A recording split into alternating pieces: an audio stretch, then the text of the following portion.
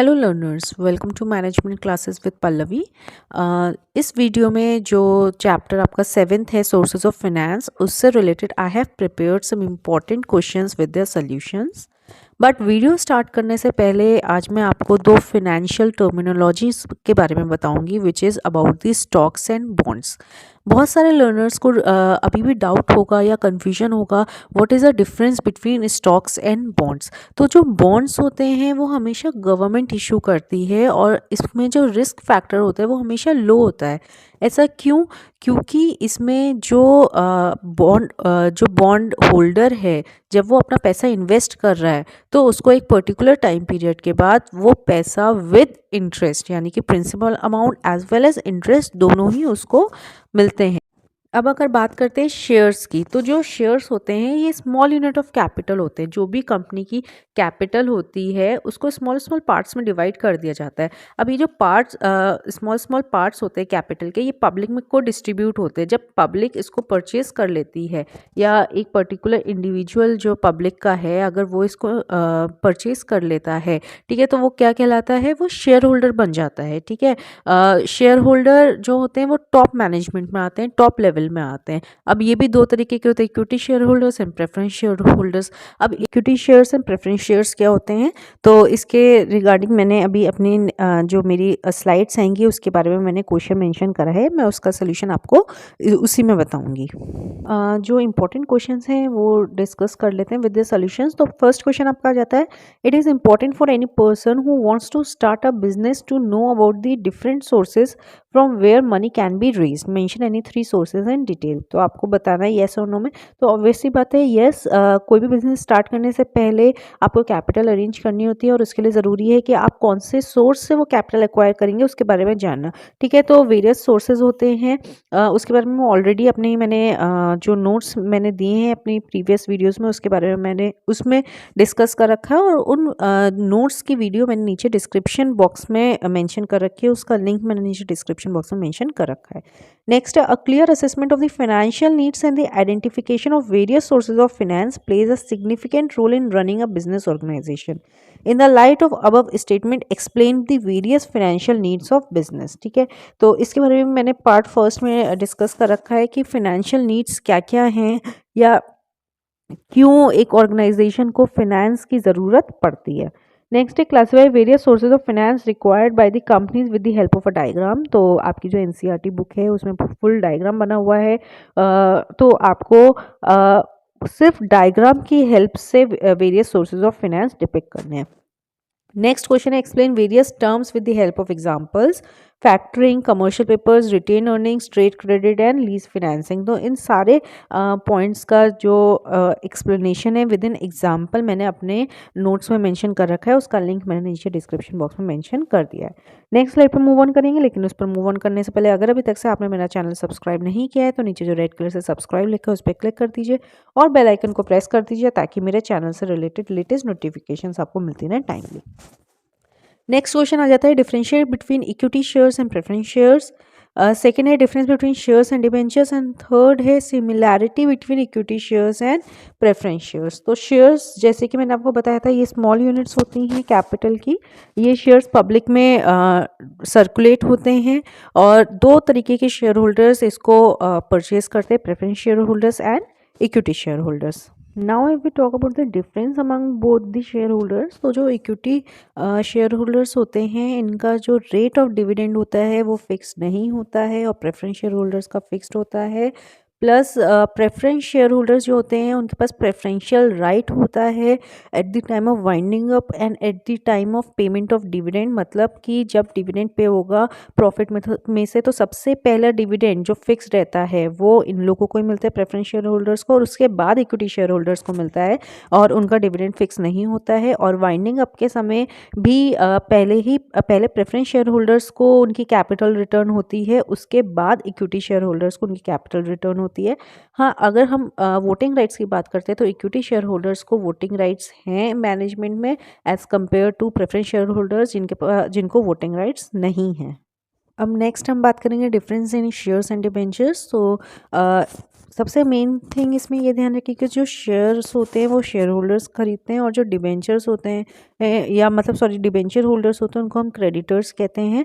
तो जो शेयर्स होते हैं वो कंपनी की खुद की कैपिटल होती है जिसे वो पब्लिक में सर्कुलेट करती है, ठीक है। तो इस वजह से कंपनी को कोई प्रेशर नहीं होता है उसको रीपे करने का, बस उनको डिविडेंड पे करना होता है टू द शेयर होल्डर्स, ठीक है। इसीलिए जो शेयर्स होते हैं वो असेट्स होते हैं ऑर्गेनाइजेशन के लिए, और जो डिबेंचर्स होते हैं वो कंपनी बोरो करती है, ठीक है, और उस पर उसे एक इंटरेस्ट पे करना पड़ता है पर्टिकुलर टाइम पीरियड में टू दी डिबेंचर होल्डर्स, या फिर हम क्रेडिटर्स कह सकते हैं। इसीलिए डिबेंचर्स जो होते हैं वो लाइबिलिटी होती है फॉर एन ऑर्गेनाइजेशन, ठीक है। शेयर्स जो होते हैं वो डिबेंचर्स में कन्वर्ट नहीं हो सकते, लेकिन जो डिबेंचर्स हैं वो शेयर्स में कन्वर्ट हो सकते हैं, और जो शेयर होल्डर्स हैं उनको वोटिंग राइट्स होता है, और जो डिबेंचर होल्डर्स हैं यानी कि जो क्रेडिटर्स हैं उनको वोटिंग राइट्स नहीं होता है। Now in third part we will talk about the similarity among shares and debentures. तो जो शेयर होल्डर्स होते हैं और जो डिबेंचर होल्डर्स होते हैं वो दोनों पब्लिक के ही लोग होते हैं, और दोनों एक मीडियम है या प्लेटफॉर्म है कंपनी के लिए टू रेज द फंड्स। मतलब कंपनी डिबेंचर्स को इशू करके और शेयर्स दोनों को इशू करके कैपिटल जो है वो रेज करती है from the public. Now comes our next question, which is how financial institutes aims at promoting the industrial development of a country। तो जो इसमें आपके जो एनसीईआरटी बुक में जो आपके मेरिट्स दिए हुए हैं इसमें बेसिकली आपको वही चीज़ मेंशन करनी है। नंबर फर्स्ट आ जाएगा ये long term financial needs fulfil करते हैं जो कमर्शियल बैंक्स नहीं प्रोवाइड करते हैं। नेक्स्ट ये आ जाएगा ये technical advice, financial and managerial advice, consultancy provide करते हैं, ठीक है। नेक्स्ट अगर आप फाइनेंशियल इंस्टीट्यूट से लोन ले रहे हो तो ये आपकी गुडविल को इन्हेंस करते हैं, ठीक है। और जो रीपेमेंट होता है लोन का, अगर आप फाइनेंशियल इंस्टीट्यूट से लेते हो तो वो इजी इंस्टॉलमेंट्स में आप रीपे कर सकते हो, कोई बर्डन नहीं रहता है, ठीक है। और अगर डिप्रेशन का टाइम भी चल रहा है तो उस केस में भी फाइनेंशियल इंस्टीट्यूट्स इजीली जो है ऑर्गेनाइजेशन को लोन्स प्रोवाइड कर देते हैं। Now next question is related with the international financing, which says with the opening up of an economy and the operations of the business organizations becoming global, Indian companies have an access to funds in global capital markets. So what are the various avenues for organizations to raise funds internationally? तो जो आपका international financing topic है उसमें बहुत सारे sources दिए हुए हैं कि इंटरनेशनल यानी कि ग्लोबली आउटसाइड योर कंट्री आप कौन कौन से सोर्सेज अवेल कर सकते हैं लोन्स लेने फंड्स रेस करने के लिए। तो जैसे इसमें आ गया आपका कमर्शियल बैंक्स आ गया, international agencies and development banks आ गया, इंटरनेशनल कैपिटल मार्केट्स आ गए जिसमें global depository receipts and American depositories receipts, Indian depositories receipts रहती हैं, ठीक है। तो ये कुछ सोर्सेज हैं जिनके थ्रू आप इंटरनेशनली यानी कि आउटसाइड योर कंट्री आप इजीली जो लोन्स हैं वो अवेल कर सकते हैं। नेक्स्ट क्वेश्चन आपका जाता है financial needs of a business are of different types, long term, short term, fixed and fluctuating.